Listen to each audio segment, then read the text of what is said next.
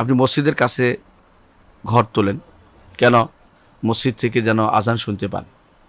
আপনি মসজিদের কাছে থাকেন যেন যারা জামাতে সালাত আদায় করতে পারেন। আপনি ছেলেকে দিন শিক্ষা দেন, আপনি নিজে কোরআন পাঠ করেন, আপনি রাতের অন্ধকারে উঠে সালাত পড়েন।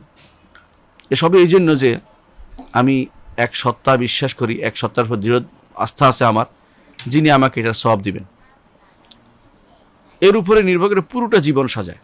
এবং এর উপর নির্ভর করে আপনি দেখবেন যে একজন মানুষ তার সন্তানকে বড় করে, নিজের উপর বড় হয়, মৃত্যুর সময় সে চিন্তা করে যে আমি যেন এটার উপরে মারা যাই, এটা নির্ধারণ করে দেয়, বলে দেয়।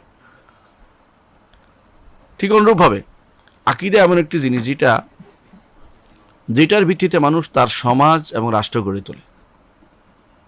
আকীদার উপর ভিত্তি করে মানুষ সমাজ ও রাষ্ট্র গড়ে তোলে। আপনি দেখছেন একজন মানুষ যখন ক্ষমতাসীন হয় তখন যেটা বিশ্বাস করে সেটাই বাস্তবায়ন করে। যদি নাস্তিকতা বিশ্বাস করে, নাস্তিকতা বাস্তবায়ন করার জন্য চেষ্টা করে। এটাও একটা আকীদা। নাস্তিকতা একটা বিশ্বাস, নাস্তিকতা সেটাও একটা অন্তর ধারণ করছে সে, এটাও একটা ধারণ করা জিনিস, অন্তর থেকে দৃঢ়ভাবে ধারণ করে এটা বাস্তবায়ন করতে চায়। মাও সেতুং বলেন, কার্ল মার্কস বলেন, অথবা এই জাতীয় যারা আছে, কিম সুং অথবা কিম জং, এগুলি যারা আছে, এরা সবাই কিন্তু এরকম একটা যে কোনো একটা জিনিসকে ধরে আছে যে এইটাই হচ্ছে শুদ্ধ, এইটাই করতে হবে আমাকে। তাহলে আকীদা নাই এমন কেউ হতে পারে না, তা থাকবেই। এটার উপরে সমাজ গড়ে তোলে। সমাজে অনাচার হলে বলে যে এটা এই হয়েছে, অন্যায় হয়েছে, তার আকীদা বিশ্বাস যে এটা গুনাহ হইতে হবে আমাদেরকে, এই জন্য আমাকে পাকড়াও করা হবে, ধরা হবে, এই জন্য শান্ত রাখতে চায়। অথবা সে মনে করে যে অশান্তি বীজ বহন করলে রাষ্ট্র টিকবে না, সমাজ টিকবে না, আমারও ক্ষতি হতে পারে, শুধু দুনিয়া দেখেও সে কাজ অন্যায় বন্ধ করতে পারে অন্যায় কাজ। তো এটাও আকীদার ভিত্তিতে নির্ভর করে। সমাজ ও রাষ্ট্র সবই সে আকীদার ভিত্তিতে নির্ধারণ করে। আকীদার কারণেই মানুষ ভালো মন্দ নির্ধারিত হয় মানুষের কাছে। আপনি যখনই কোনো কাজ করবেন তখন আপনার মনে হবে যে আসলেই আমি যে কাজটা করছি এই কাজটা করা ভালো কি মন্দ। আকীদার কারণেই কেউ চুরি বন্ধ করে, আকীদার কারণেই কেউ মানুষকে দান করে। ভালো মন্দ এখানে নির্ধারিত হচ্ছে আকীদার কারণেই।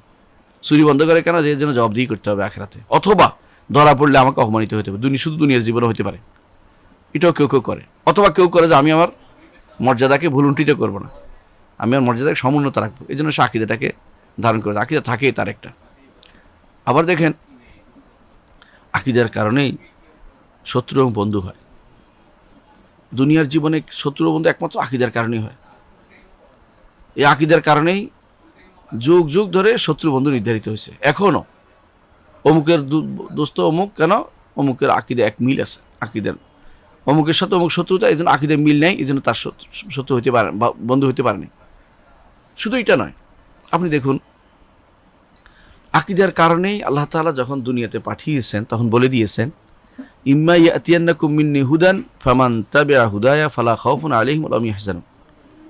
আকীদা বিশ্বাস আপনার এটা, আকীদা রয়ে গেছে আপনার এটা, দৃঢ় বিশ্বাস অন্তর ধারণ করে আছেন যে আল্লাহ তাআলা যখন আমাদেরকে পাঠিয়েছেন, আপনি দেখেন না কখন পাঠিয়েছেন, আদম আলাইহিস সালাম যখন পাঠিয়েছেন তখন কী বলেছেন? ইম্মা ইয়াতিয়ান্নাকুম মিন্নি হুদান, তোমাদের কাছে আমার হেদায়েত আসবে, আমার হেদায়েত যখন আসবে, ফামান তাবিআ হুদায়া ফালা খাউফুন আলাইহিম ওয়া লা হুম ইয়াহজানুন, যদি আমার হেদায়েতকে অনুসরণ করে তাহলে তার কোনো খৌফ নাই, ভয় নাই, এবং কোনো পেরেশানিতে নিযুক্ত হবে না। এই জন্য সে দুনিয়াতে এসে আল্লাহর হেদায়েত অনুসরণ করার চেষ্টা করে। কিসের উপরে? আল্লাহর আকীদা, এই বিশ্বাসের উপরে যে আল্লাহ তাআলা এটা পাঠিয়েছেন। অথচ আপনি দেখেন না কিতাব নাজিল করতে। রাসূল হিসেবে একদম দাবি করছে, আপনি তাকে বিশ্বাস করছেন কী হিসাবে? এই জন্য বিশ্বাস করছেন যে রাসূলুল্লাহ সাল্লাল্লাহু আলাইহি ওয়াসাল্লাম তাকে আপনি সত্যবাদী বলে বিশ্বাস করছেন। অথচ আপনি তাকে সত্যবাদী বিশ্বাস, অনেক সময় দেখবেন তাকে আপনি সত্য বলছেন যে এটার জন্য আপনি শুধুমাত্র তার অবস্থার উপর নির্ভর করে তাকে আপনি দৃঢ়ভাবে ধারণ করে রাখছেন। অথচ তাকে আপনি আল্লাহ কখন সরাসরি আপনাকে বলে দেন নাই যে এই হচ্ছে আমার রাসূল, এটা বলে দেন নাই। অথবা আল্লাহকে না দেখে তার রাসূলকে বিশ্বাস করার যে দিক, এটাই হচ্ছে আকীদা। আল্লাহর কিতাব নাজিল করে, যুগ যুগ ধরে কিতাব নাজিল করেছেন। আপনি বলেন আমরা দাবি করলাম, এই যে দাবি, এটাকে আপনি দাবি করলেন, অন্তর ধারণ করছেন এবং এটা প্রসার করেন, এটাকে ঠিক রাখেন, এটাও আকীদা। আপনি বলেন যে কবরে আযাব হয়, এটাও আকীদা। আপনি বলেন যে মৃত্যুর পর মানুষ আর আসতে পারে না, এটাও আকীদা। আপনি বলেন যে জিন আছে, এটাও আকীদা। আপনি বলেন যে ফেরেশতা আছে, এটাও আকীদা। আপনি বলেন যে আখিরাত হবে, এটাও আকীদা। হাসরের মাঠে কী হবে, এটাও আকীদা। আপনি বলেন যে জান্নাত আছে, এটাও আকিদা। আপনি বলেন জাহান্নাম আছে, এটাও আকিদা। এর অর্থ হচ্ছে আপনি বলেন হ্যাঁ, যে ব্যক্তি বলে জাহান্নাম নাই সেটাও আকিদা, যে ব্যক্তি জাহান্নাম নাই সেটাও আকিদা। হ্যাঁ, যে ব্যক্তি বলে মেবি আছে, হয়তো থাকতে পারে, অথবা অবশ্যই হবে, ধরা যাবে, হতে পারে, সেটাও একটা আকিদা। অর্থাৎ তার মধ্যে এই আকিদাটা হচ্ছে লা আদরি, অর্থাৎ না জানা, অজানা কোনো একটা জিনিসের না জানাটা সে আকিদা বিশ্বাসী ধরেছে, এরকম একটা নির্ধারণ করে নিয়েছে যে সে সব কিছুতে বলবে যে আমি জানি না।